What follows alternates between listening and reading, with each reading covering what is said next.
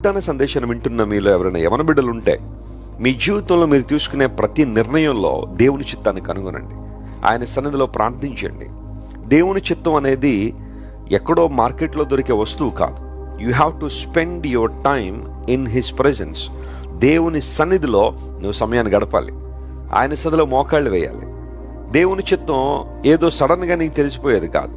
ఆయన సన్నిధిలో నువ్వు కనిపెట్టగలిగితే. మోషే దేవుని సన్నిధిని ప్రేమించాడు.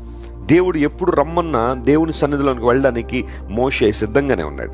మనందరికీ తెలుసు కదా, సీనాయి పర్వతం మీద మోషే 40 రాత్రింబగళ్ళు, ఆహారం లేదు, నీళ్లు లేవు, దేవుని సాన్నిధ్యంలో సమస్తాన్ని మరిచి ప్రభువులో లీనమైపోయాడు. 40 days and night. Can you imagine? దేవుడు తన చిత్తాన్ని, తన మార్గములను మోషేకి తెలియజేయడానికి కారణం, మోషే ఎల్లప్పుడూ సంసిద్ధంగా ఉన్నాడు దేవుని స్వరాన్ని వినడానికి. నువ్వు ఉన్నావా దేవుని స్వరాన్ని వినడానికి? ఆయన చిత్తాన్ని గ్రహించడానికి, ఆయన తన మార్గాన్ని నీకు